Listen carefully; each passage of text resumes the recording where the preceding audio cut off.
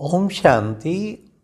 सुनते हैं आज 12 नवंबर 92 के अव्यक्त बाप दादा के मधुर महावाक्य। आज की अव्यक्त वाणी का टाइटल है भविष्य विश्व राज्य का आधार, संगम युग का स्वराज्य। आज की मुरली में बाबा ने 4 क्वेश्चन। नंबर 1, संगम युग की राजनीति कौन सी है। नंबर 2, स्वराज्य अधिकारी यदि नहीं तो स्वराज्य अधिकारी के पुरुषार्थी किन्हें कहेंगे। नंबर 3, सबसे बड़े ते बड़ा बादशाह कौन और बड़े ते बड़ा राज्य कौन सा है। लास्ट, कौन सी बात का बाप को भी नशा है और बच्चों को भी नशा है। तो आज बाबा ने स्वराज्य अधिकारी और स्वराज्य अधिकारी के पुरुषार्थी और नीति, द्वापर की राजनीति क्या, सतयुग त्रेता की क्या, संगम युग की राजनीति क्या, सब बाबा ने एक्सप्लेन किया। तो आओ सुनते हैं 12 नवंबर 92 की मुरली, भविष्य विश्व राज्य का आधार, संगम युग का स्वराज्य।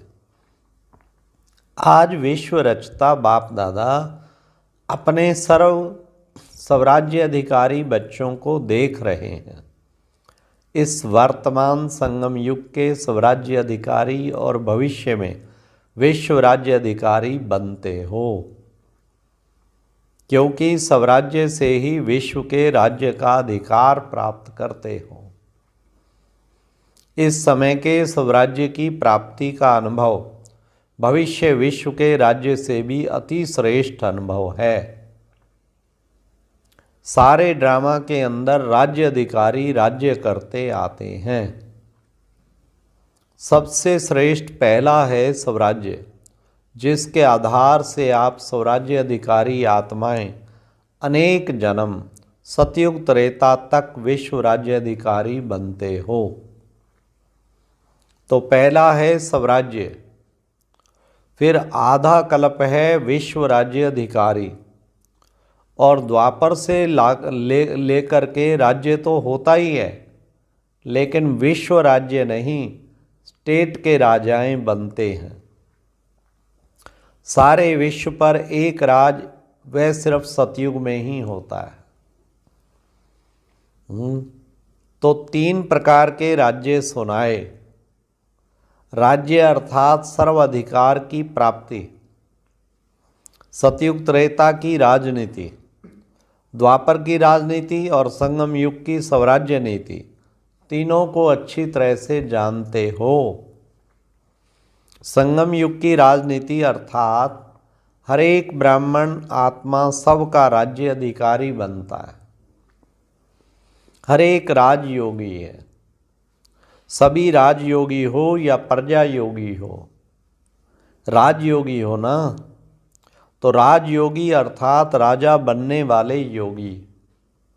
स्वराज्य अधिकारी आत्माओं की विशेष नीति है क्या, जैसे राजा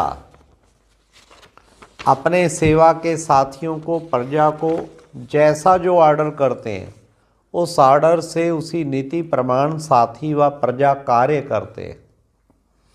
ऐसे आप स्वराज्य अधिकारी आत्माएं अपनी योग की शक्ति द्वारा हर कर्मेंद्रियों को जैसा ऑर्डर करते हो, वैसे हर कर्मेंद्रिय आपके ऑर्डर के अंदर चलती हैं।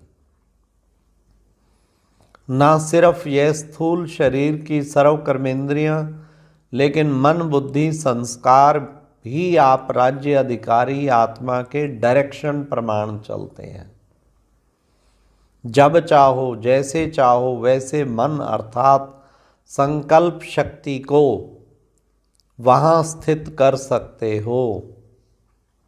अर्थात मन बुद्धि संस्कार के भी राज्य अधिकारी, संस्कारों के वश नहीं, लेकिन संस्कार को अपने वश में कर श्रेष्ठ नीति से कार्य में लगाते हो। श्रेष्ठ संस्कार प्रमाण संबंध संपर्क में आते हो। तो स्वराज्य की नीति है मन बुद्धि संस्कार और सर्व कर्मेंद्रियों के ऊपर सब अर्थात आत्मा का अधिकार। अगर कोई कर्मेंद्रियां कभी आँख धोखा देती, कभी बोल धोखा देते, वाणी अर्थात मुख धोखा देता, संस्कार अपने कंट्रोल में नहीं रहते, तो उसको स्वराज्य अधिकारी नहीं कहेंगे, उसको कहेंगे स्वराज्य अधिकार के पुरुषार्थी। अधिकारी नहीं लेकिन पुरुषार्थी। वास्तव में राज्य अधिकारी आत्मा को स्वप्न में भी कोई कर्मेंद्रिय व मन, बुद्धि, संस्कार धोखा नहीं दे सकते, क्योंकि अधिकारी हैं। अधिकारी कभी अधीन नहीं हो सकता। अधीन है तो अधिकारी बनने के पुरुषार्थी हैं। तो अपने से पूछो, पुरुषार्थी हो या अधिकारी हो? अधिकारी बन गए या बन रहे हैं? तो स्वराज्य का रूहानी नशा क्या अनुभव कराता है? क्या बन जाते हैं वो? बेफिक्र बादशाह, बेगमपुर के बादशाह, सबसे बड़े ते बड़ा बादशाह, बेफिक्र बादशाह, और सबसे बड़े ते बड़ा राज्य है बेगमपुर का राज्य। बेगमपुर के राज्य अधिकारी के आगे यह विश्व का राज्य भी कुछ नहीं है। यह बेगमपुर के राज्य का अधिकार अति श्रेष्ठ और सुखमय है ही बेगम। तो बेगमपुर का अनुभव है ना? या कभी कभी नीचे आ जाते हो? सदा रूहानी नशे में बेगमपुर के बादशाह हैं, इस अधिकार में रहो, नीचे नहीं आओ।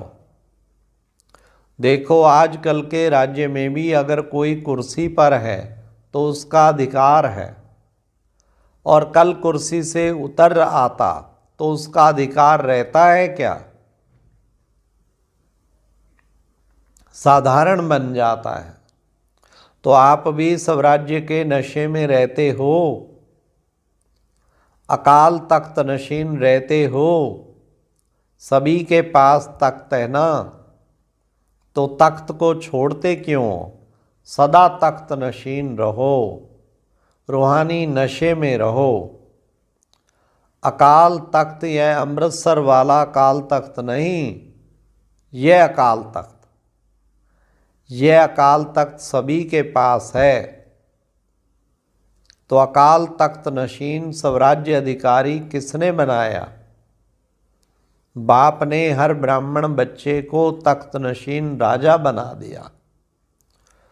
सारे सृष्टि चक्र के अंदर ऐसा कोई बाप होगा जिसके अनेक सब राजा बच्चे हों? लक्ष्मी नारायण भी ऐसा नहीं बन सकते। यह परमात्म बाप भी कहते हैं मेरे सभी बच्चे राजा बच्चे हैं। वैसे दुनिया में कह देते ये राजा बच्चा है, लेकिन बने कुछ भी, सर्वेंट बने या कुछ भी बने, लेकिन कहने में आता है राजा बेटा। लेकिन इस समय आप प्रैक्टिकल में राजयोगी अर्थात राजा बच्चे बनते हो। तो बाप को भी नशा है और बच्चों को भी नशा है। तो स्वराज्य की नीति क्या रही? सब पर राज्य, हर कर्मेंद्री के ऊपर अधिकार हो। ऐसे नहीं कि देखने तो नहीं चाहते हैं लेकिन देख लिया, आंखें खुली थी ना लेकिन देखने में आ गया, लेकिन कान को दरवाजा नहीं है इसलिए कान में बात पड़ गई। लेकिन दो कान हैं, अगर ऐसी बात सुन भी ली तो निकालने का भी रास्ता है। इसलिए इस भारत में ही विशेष ये चित्र बापू की याद में बना हुआ है।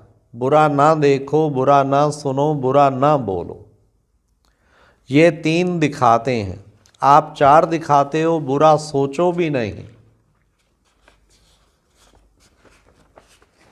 क्योंकि पहले सोचना होता, फिर बोलना होता, फिर देखना होता है। तो इसलिए कंट्रोलिंग पावर, रूलिंग पावर रखो। राजा अर्थात रूलिंग पावर। राजा हो, रूलिंग पावर हो ही नहीं तो कौन राजा मानेगा? तो स्वराज्य अर्थात रूलिंग पावर, कंट्रोलिंग पावर। बाप दादा ने पहले भी सुनाया है कि कई बच्चे परखने में बहुत होशियार होते हैं। कोई भी गलती होती तो नीति प्रमाण नहीं है तो समझते हैं यह नहीं करना चाहिए, यह सत्य नहीं है, यथार्थ नहीं है, अयथार्थ है, व्यर्थ है। लेकिन समझते हुए फिर भी करते रहते या कर लेते तो इसको क्या कहेंगे? कौन सी पावर की कमी है? कंट्रोलिंग पावर की कमी है ना, कंट्रोलिंग पावर नहीं है। जैसे आजकल कार चलाते हैं, देख भी रहे हैं कि एक्सीडेंट होने की संभावना है, ब्रेक लगाने की कोशिश करते हैं, लेकिन ब्रेक लगे ही नहीं तो जरूर एक्सीडेंट होगा ना। ब्रेक है लेकिन पावरफुल नहीं है और यहाँ की बजाय वहाँ लग गई तो भी क्या होगा? इतना समय तो परवश होगा ना। चाहते हुए भी कर नहीं पाते हैं, ब्रेक लगा नहीं सकते या ब्रेक पावरफुल ना होने के कारण ठीक लग नहीं सकती। तो ये चेक करो, जब ऊंची पहाड़ी पर चढ़ते हैं तो क्या लिखा हुआ होता है? ब्रेक चेक करो, क्योंकि ब्रेक सेफ्टी का साधन है। तो कंट्रोलिंग पावर का व ब्रेक लगाने का अर्थ यह नहीं लगाओ, हाँ लगाओ यहाँ और ब्रेक लगे वहाँ। कोई व्यर्थ को कंट्रोल करने चाहते हैं तो समझते हैं रॉन्ग है, तो उसी समय रॉन्ग को राइट में परिवर्तन होना चाहिए ना। इसको कहा जाता है कंट्रोलिंग पावर। ऐसे नहीं कि सोच भी रहे हैं लेकिन आधा घंटा व्यर्थ चला जाए, पीछे कंट्रोल में आए। बहुत पुरुषार्थ करके आधे घंटे बाद परिवर्तन हुआ तो उसको कंट्रोलिंग पावर नहीं, रूलिंग पावर नहीं कहा जाता। यह हुआ थोड़ा थोड़ा अधीन और थोड़ा थोड़ा अधिकारी मिक्स, तो उसको राज्य अधिकारी कहेंगे या पुरुषार्थी कहेंगे। तो अब पुरुषार्थी नहीं, राज्य अधिकारी बनो। यह स्वराज्य अधिकारी का श्रेष्ठ मजा है। स्वराज्य अधिकारी अर्थात सदा मौज ही मौज में रहना। मौज में रहने वाले कभी किसी बात में मूंझता नहीं। अगर मूंझते हैं तो मौज नहीं है, मौज नहीं है। तो संगम युग पर मौज ही मौज है ना, या कभी कभी मौज है। हाँ, स्वराज्य की नीति क्या है समझा? विश्व राज्य की नीति क्या है? चाहे प्रजा है, चाहे रॉयल फैमिली है, लेकिन प्रजा प्रजा नहीं, प्रजा भी एक परिवार है। परिवार की नीति यह है सतयुग त्रेता की राजनीति। वाह, राजा कहलाते हैं लेकिन राजा होते भी परम प्रिय पिता का स्वरूप है। परिवार की विधि से राजनीति चलती है। चाहे राज्य कारोबार भिन्न भिन्न हाथों में होगी, लेकिन परिवार के स्नेह की विधि से कारोबार होगी। कितना सुंदर। ऐसे नहीं कि राजा के पास बहुत धन दौलत है और प्रजा में कोई को खाने पीने के लिए भी नहीं।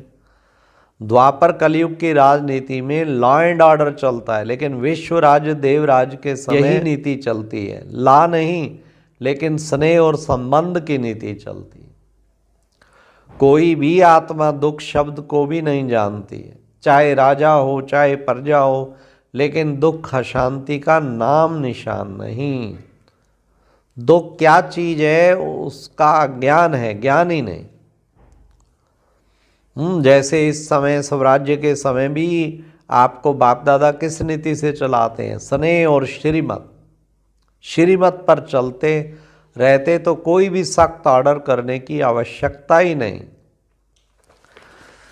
अच्छा, तो बाप दादा सभी बच्चों को बहुत बहुत नाम सहित, हर एक की विशेषता सहित याद प्यार दे रहे हैं।